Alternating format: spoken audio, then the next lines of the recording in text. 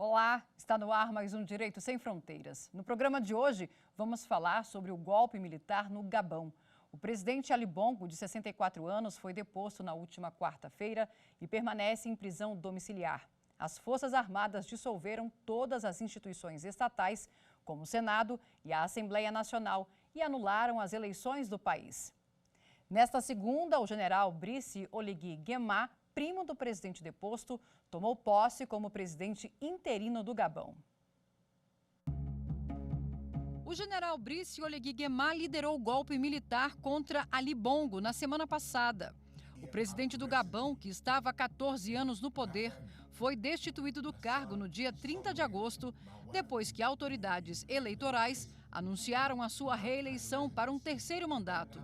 Ali Bongo é acusado de fraudar as eleições presidenciais. Nas ruas, centenas de pessoas comemoraram o golpe de Estado.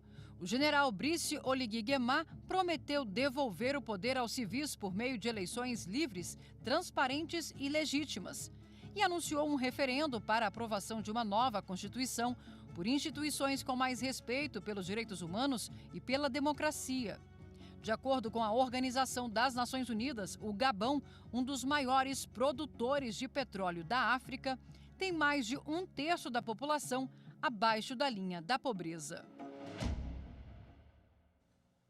E para falar deste assunto, eu converso online com Tatiana Cardoso Skeff, especialista em Direito Internacional, e com Guilherme Bistronsky, mestre em Direito Internacional pela UERJ.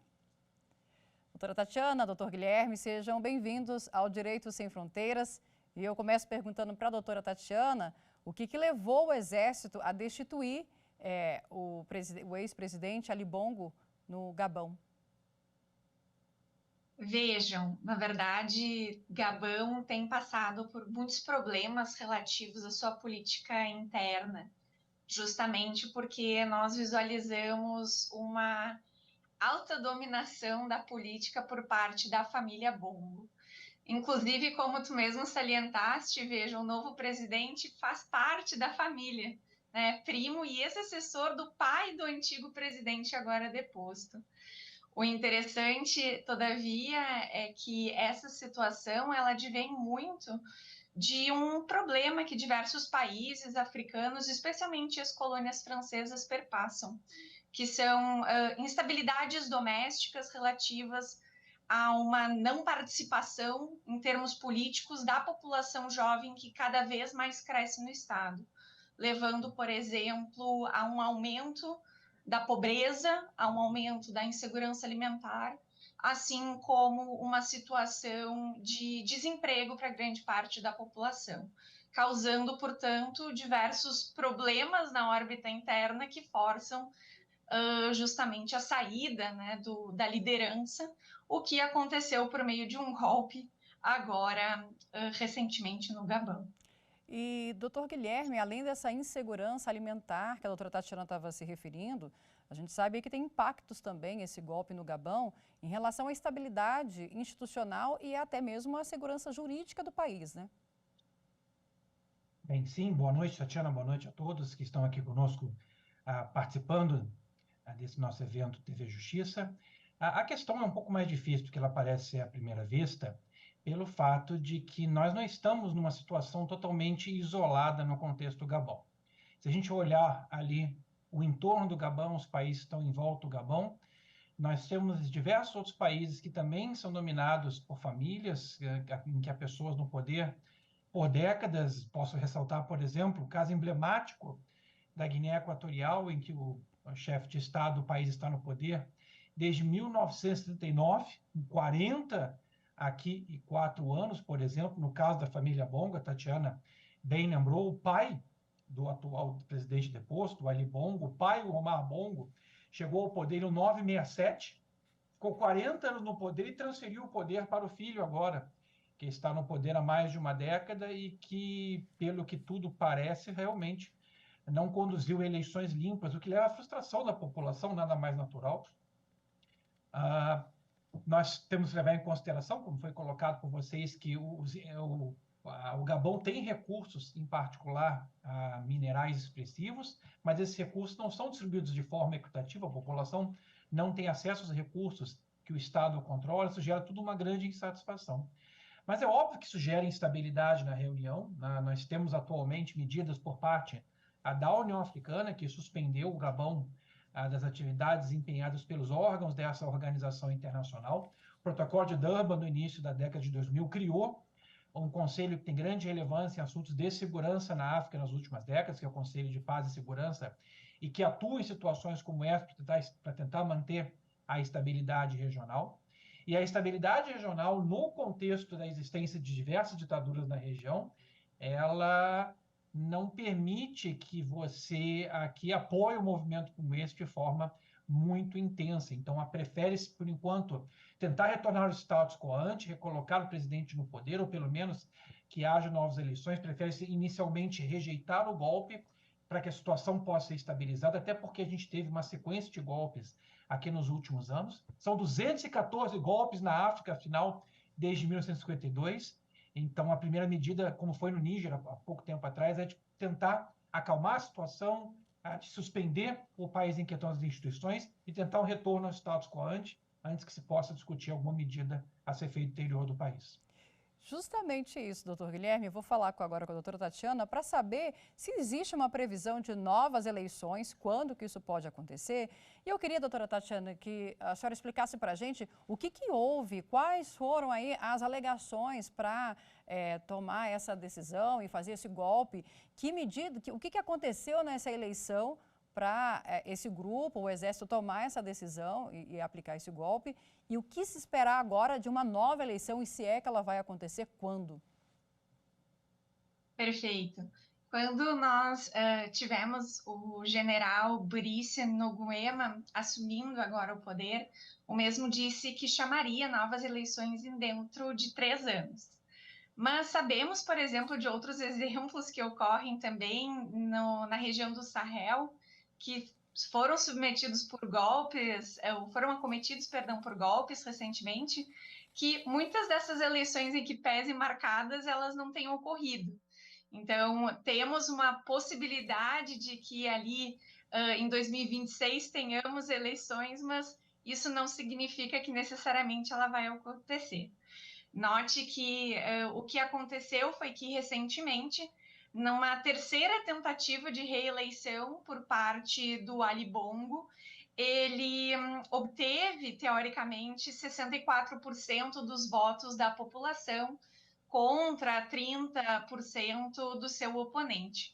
Só que, de acordo com as autoridades militares, essas eleições teriam sido fraudadas pelo Ali Bongo na tentativa dele permanecer no poder por um terceiro mandato, em que pese a própria participação do Ali Bongo nessas eleições já tivesse sido até questionada, na medida em que ali, por exemplo, em 2019, ele tinha sofrido um AVC. Então já ficava na dúvida se ele concorreria.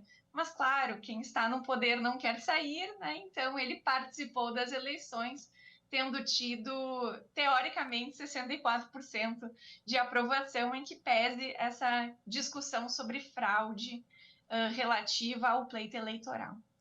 Doutor Guilherme, a gente tem notícias se, por exemplo, houve um acompanhamento internacional de comissões durante essa eleição, e a gente sabe também que as fronteiras terrestres e marítimas do país foram reabertas agora na última quarta-feira, foram fechadas e reabertas no último sábado. O que isso significa também? Isso significa tentativa de normalização por parte do grupo que chegou ao poder, das relações com os estados vizinhos. Cabe ressaltar que quando isso acontece, quando você tem um golpe, da forma como aconteceu no contexto do Gabão, os demais países não estão obrigados de forma alguma a reconhecer o novo grupo que chegou ao poder. Ao contrário, nesse sentido, as normas internacionais que regulam o reconhecimento de governo não obrigam os demais países a estabelecer relações com o novo governo. Os demais países podem, sim, se quiserem, continuar a reconhecer o governo anterior como interlocutor no contexto do país onde houve reviravolta política. Então, nesse sentido, uma tentativa do novo governo que chegou ao poder de tentar afirmar, olha, somos nós agora que controlamos o país, que temos aqui as amarras das instituições necessárias para o funcionamento do Gabão, então nós somos os interlocutores com quem vocês agora deveriam conversar e tentar normalizar a situação para mostrar que realmente existe comando efetivo do país para as autoridades chegarem ao poder, é uma tentativa de mostrar que sim, que as relações deveriam ser normalizadas o quanto antes. Mas eu acho bastante improvável isso acontecer, tá? Até porque nós temos tido uma sequência de golpes, então existe uma reação forte de diversos países da África na tentativa de manter uma certa institucionalidade na região.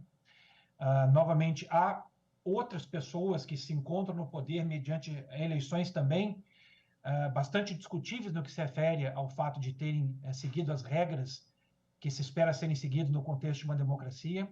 Então, eu espero ainda uma situação de instabilidade institucional no contexto dos próximos meses, embora o governo que chegou ao poder agora tente passar a impressão de que tudo vai bem.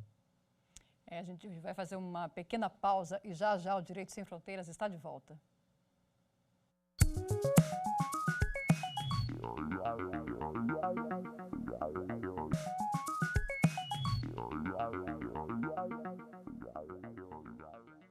O Direito Sem Fronteiras está de volta. O tema de hoje é o golpe militar do Gabão, que destituiu Ali Bongo no poder na última quarta-feira, dia 30 de agosto. Ele comandava o país há 14 anos. Falamos do golpe e das medidas que estão sendo adotadas no país. Vamos ver agora como fica a situação do Gabão no cenário internacional. Doutora Tatiana, existe a possibilidade de outros países também terem contribuído para esse golpe que foi aplicado no Gabão? Veja, essa é uma situação bastante interessante, na medida em que, como falávamos antes, diversos países têm perpassado golpes por golpes militares na região do Sahel, que é composta por antigas colônias francesas. Uma questão interessante que nós notamos é que há uma certa influência hoje em dia na África, muito ocorrida a partir ali de 2012, quando a gente começa a visualizar diversos grupos jihadistas brotando muito nessa região. Mas não apenas isso, uma questão interessante é que, por exemplo, a França não tem conseguido controlar essa situação, em que pese diversas operações já tenham sido lançadas. Só que nós temos, por outro lado, outros países que igualmente perpassaram por golpes, como Burkina Faso, como Mali, que hoje em dia, por exemplo, se colocam muito em apoio às novas lideranças do Gabão, na tentativa de dizer que esse golpe seria um golpe legítimo, sem considerar, inclusive, um potencial olhar, de certa forma, por parte da Rússia no próprio continente, na tentativa de firmar outras cooperações, outras linhas de diálogo, já que ele perpassa por grandes sanções econômicas a nível internacional. Então, a gente pode dizer que, sim, diretamente, claro, foram as forças militares, mas indiretamente essas influências que tem havido muito nessa região do Sahel, especialmente ali por Mali, Burkina Faso, e toda uma influência indireta por parte da Rússia, especialmente em alusão ao conflito russo-ucraniano iniciado no ano passado, que isso acaba podendo gerar uma situação de aceitação, de certa forma, né, por outros países, da tentativa de destituição de Ali Bongo, por exemplo, do poder. E, doutor Guilherme, a gente sabe também que existe aí alguns especialistas que afirmam que esse campo de batalha que se tornou aí no continente africano também teria interesses nesses recursos naturais que os países têm, como é o caso aí do Gabão. Tem esse jogo de interesses também em relação a esses recursos naturais? Há um impacto, vamos dizer assim, e um interesse sobre essas riquezas, como o Gabão, que é um grande produtor de petróleo? Sem dúvida, interesses existem. Onde há recursos econômicos em abundância, em particular a África ainda é um continente muito rico em recursos econômicos, mas não somente. A África hoje, a gente não pode jamais perder isso de vista, é o continente que mais cresce em matéria populacional. é um dos poucos lugares no mundo de crescimento populacional ainda expressivo, o restante do mundo ou está entrando na estabilidade ou tem já perspectivas de redução de população, enquanto na África você tem hoje um único local em todo o mundo onde o crescimento populacional ainda é bastante expressivo. Nós vamos ter países na África chegando aos 700 milhões de habitantes, por exemplo, como é o caso da Nigéria em 2100, como o próprio Congo vai chegar a 300 milhões. Então, existe dentro da África não somente a questão, obviamente, dos interesses e recursos naturais da África, mas há também perspectivas de crescimento econômico na África e de tentativas digamos assim, de restabelecimento ou de estabelecimento, como vocês queiram, de ligações mais próximas, porque o potencial de crescimento na África econômico é gigantesco. Essa população toda, ela vai necessitar aqui de alimentos, vai necessitar de suprimentos básicos, vai necessitar de medicamentos, vai engajar-se ativamente na atividade econômica. Então, a África hoje talvez seja o continente mais interessante no que se refere a perspectivas de crescimento econômico nos próximos 50 anos, levando em consideração a perspectiva global de baixíssimo crescimento populacional e de certa estagnação no que se refere às perspectivas econômicas. Então, nesse sentido, sim, obviamente há interesse neste contexto de outros países, em tudo que acontece no âmbito da África. Mas voltando a um pouco, eu estava falando em relação à pergunta anterior, e isso é importante sempre deixar bastante em consideração como as coisas funcionam no âmbito das normas internacionais. Hoje, o reconhecimento de novos governos não demanda a legitimidade popular do governo que chegou ao poder. A legitimidade popular é um fator importante. No caso do Gabão, me parece que o novo governo que chegou ao poder conta, sim, com essa legitimidade popular. Mas ele vai precisar, nos próximos meses, conseguir garantir um certo controle institucional sobre as instituições que organizam o funcionamento do país, que permitem, na verdade, que o poder possa ser exercido. E é isso que eu estou tentando observar agora no contexto dos próximos meses, se haverá interferência de outros países na região, de forma a enfraquecer o novo governo no controle das instituições ou não. Tenho certeza que os governos que apoiavam o Ali Bongo e que têm passado no contexto da África de também permanecer no poder com eleições ilegais, vão tentar sabotar o Gabão. O Gabão, ao contrário dos outros movimentos que a gente viu, que Tatiana muito bem mencionou no Sahel, o Gabão não fica na região do Sahel, o Gabão fica no centro da África, tá? É vizinho a países como Guiné Equatorial, como ao próprio Congo. O Gabão, nesse sentido, é um país basicamente cristão, não tem aqui, basicamente, população de fé muçulmana expressiva. Então, a realidade do Gabão não é exatamente a mesma realidade dos países que a gente viu, em particular na África Ocidental e na região do Sahel, sofrendo golpes. Talvez por esse motivo a gente tenha uma dinâmica um pouco diferente daquela que a gente tem percebido acontecer em outros golpes nos últimos meses. Justamente, vamos entrar nesse ponto, doutora Tatiana. Essa estabilidade institucional no Gabão, com certeza também, por um lado, é um interesse de países que negociam com países da comunidade europeia, do próprio Estados Unidos. Eles estão preocupados também, de certa forma, em manter essa estabilidade para conseguir não ter impacto nessa produção de petróleo, de mineração e até de agricultura mesmo, né? Exato. A gente vai dizer que o Gabão, na verdade, ele se destaca não só com o petróleo, senão também com a produção de cacau. E hoje em dia também se torna um país muito importante em relação à própria economia verde, no sentido de vender créditos de carbono para os estados poluírem, para que ele, no caso, faça a proteção ambiental, sendo, claro, majoritariamente formado por florestas. A questão interessante quando a gente nota a situação do Gabão em relação a outros estados, por certo, é que desde a saída, digamos, dos franceses do Gabão, lá em 1960, uma questão que sempre tínhamos em mente era que, claro, era necessário para o antigo colonizador deixar, digamos, no poder um membro aliado. Então, colocava-se nessas lideranças membros aliados a essas famílias, por exemplo, aos quais poderiam facilitar o acesso aos recursos naturais por parte, por exemplo, do Ocidente, como, por exemplo, por empresas francesas, enfim. E isso fez com que, como eu falava antes, tivéssemos uma manutenção na estrutura, digamos, da sociedade, no poder, uma pequena população, uma pequena maioria, a qual hoje em dia enfrenta grandes problemas em relação a essa população jovem, como o Guilherme falava, a qual está cada vez mais crescente, querendo um espaço nessa articulação política. Só que uma questão interessante é que isso não acontece apenas como o Gabão, né? Acontece também com toda a região daí mais abaixo, que é justamente a região do Sahel, rica em urânio, calcário, fosfato, que são minerais muito importantes, por exemplo, para o Ocidente. Outros países que também perpassaram por golpes ali na região, como Guiné, rica em bauxita, minério de ferro, que são minerais muito importantes também para a produção mundial.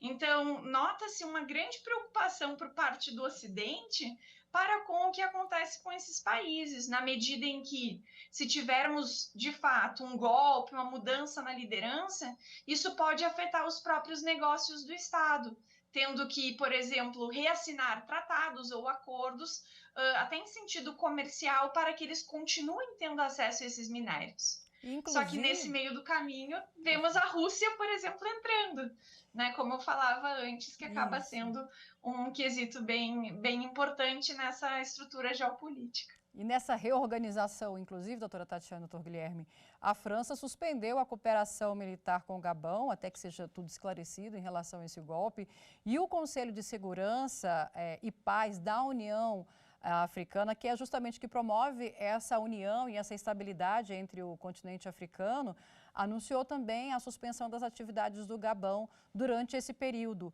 E aí, qual é a análise que fica dessa reação, doutor Guilherme, dessa reação internacional com a suspensão das atividades? Como que o Gabão tem que aí se reorganizar politicamente nessa relação com os países do próprio continente africano e com seus, vamos dizer assim, com seus países que cooperam, como é o caso aqui da França, que suspendeu essa cooperação militar? Então, normalmente, quando há golpes da forma como aconteceu isso no Gabão, é normal que a troca de interlocutor no contexto do governo de um Estado gere, durante certo período de tempo, esse rompimento em acordos de cooperação e a possibilidade também de participação em organismos internacionais, até que você possa realmente esclarecer quem pode falar em nome do país em questão. É natural que isso aconteça, tá? Era algo esperado já, que pudesse realmente vir a ser implementado, de fato aconteceu, com a suspensão da cooperação pela França, também a questão relativa ao fato do Conselho de Paz e Segurança no contexto da União Africana, criado mais uma vez lá pelo Protocolo de Durban, ter suspendido as operações do Gabão. Novamente, a questão toda é saber se esse governo que chegou ao poder agora vai conseguir permanecer no poder o tempo suficiente, de forma a conseguir obter o reconhecimento internacional e a normalização das relações com os vizinhos e o reingresso com concessão de credenciais novas para que ele possa representar o Gabão em instituições internacionais, como é o caso da União Africana, que é uma OI de grande relevância no âmbito da África, e de outras, eventualmente, também organizações internacionais, como é o caso da ONU. Imagino que no contexto da ONU, por exemplo, os credenciais ainda do Gabão estejam com os diplomatas que representavam o antigo governo, e não o novo grupo que chegou ao poder. Então, essa transição para que o novo governo consiga obter credenciais de forma a representar o seu país nas discussões internacionais, normalmente demora algum tempo, tá? É natural que haja essa transição, que haja essa ruptura no contexto dessa fase de transição, mas há todos os elementos, pelo que parece acontecer, para que o novo governo possa garantir certa estabilidade. Não se sabe se ele vai convocar novas eleições no curto prazo, a Tatiana colocou muito bem isso, mas pelo visto, parece que ele vai conseguir sim ser efetivo o suficiente, de forma a obter o reconhecimento, e naturalmente, com o tempo, obtendo o reconhecimento, ele vai conseguir inserção nesses fóruns de discussão que atualmente foram fechados para o Gabão por conta do golpe de Estado e instabilidade que isso criou ali na região.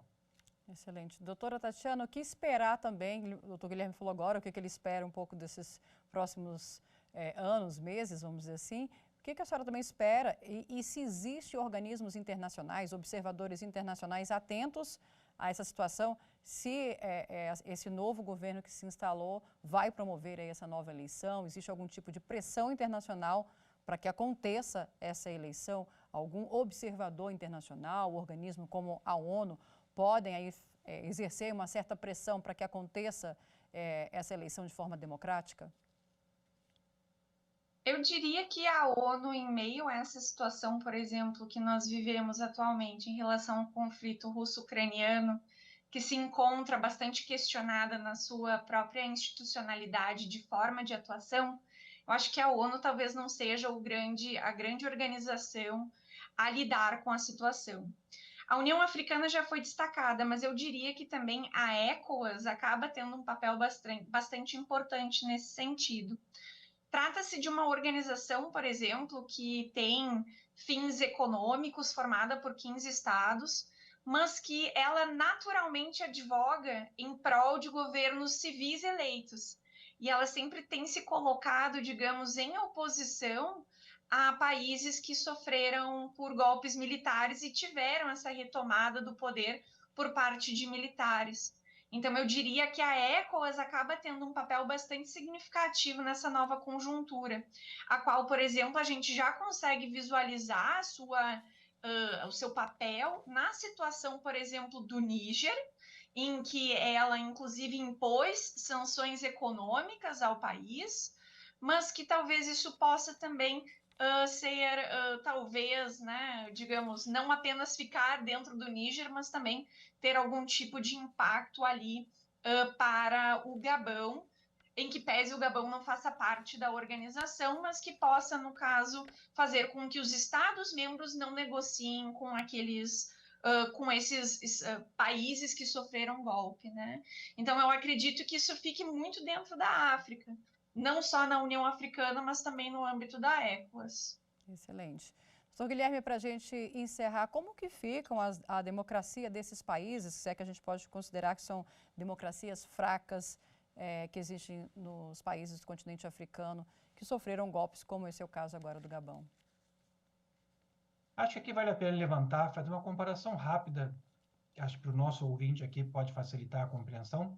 Nós não temos, como temos, por exemplo, no contexto da OEA, aqui no nosso continente, a OEA, a Organização dos Estados Americanos, como temos também no contexto do Mercosul, nós não temos no âmbito da União Africana uma cláusula democrática com um leque de possibilidades tão amplo como nós temos aqui no nosso continente, lá no contexto da África. A África, embora tenha um documento de direitos humanos bastante avançado, que é a Carta Africana sobre os Direitos dos Homens e dos Povos, você não tem consagrado aqui, não necessariamente como algo da União Africana, a obrigação, claro, a democracia sempre é estimulada, ela deve ser preservada, mas você não tem uma cláusula democrática de limites tão amplos como nós temos aqui no Mercosul, na OEA, no âmbito da União Africana. Então, você tem limites aos esforços de democracia no âmbito do continente africano. A gente sabe que existem diversas ditaduras no contexto desse continente, históricas e atuais, né? E sabemos que em diversos casos as eleições não são eleições livres e realmente com engajamento popular, como nós gostaríamos que acontecesse. Mas fato é que a África é um continente muito jovem, a gente tem que levar isso em consideração. A África é um continente cujos países têm 60, 70 anos de história somente, então é algo muito jovem, a formação desses países é bastante recente. Esses países foram muito prejudicados por conta de uma história colonial bastante complicada, que impôs limites que certamente não são limites naturais, são limites artificiais, criou diversas dificuldades para que as populações pudessem se organizar, estabelecer-se em estados realmente efetivos e que possam maximizar o bem-estar dessas populações. Então, nesse sentido, a gente, obviamente, torce sempre para a África, para que a África possa realizar o seu potencial, que é gigantesco, que é imenso, é o continente, mais uma vez, que tem maior potencial de crescimento, talvez, aqui nos próximos 50 a 100 anos, mas fato é que, no momento, passa por diversas dificuldades. Existem, e aqui eu ressalto que a Tatiana quis trazer também, existem várias organizações internacionais africanas que eu acho que realmente são as mais apropriadas para atuar nesse momento. O capítulo 8, por exemplo, da Carta ONU determina que sempre que possível deverá o Conselho de Segurança procurar, artigo 53 da Carta ONU, procurar, juntamente com países regionais, a cooperação nesse sentido. Então, torço para que a África e o próprio Gabão consigam sair dessa situação. É o que a gente espera, né, doutor Guilherme? Claro, claro. A gente espera que uma democracia seja instalada e definitivamente. O programa de hoje chegou ao fim. Eu agradeço a participação de Tatiana Cardoso Skeff, doutora em Direito Internacional, e Guilherme Bistronski, mestre em Direito Internacional pela UERJ. E muito obrigado, claro, a você que nos acompanhou. Não deixe de seguir a nossa programação no site da TV Justiça. Estamos no YouTube, no Instagram, no Twitter e no Spotify. É só digitar @Rádio e TV Justiça que você encontra o nosso conteúdo. Até o próximo programa.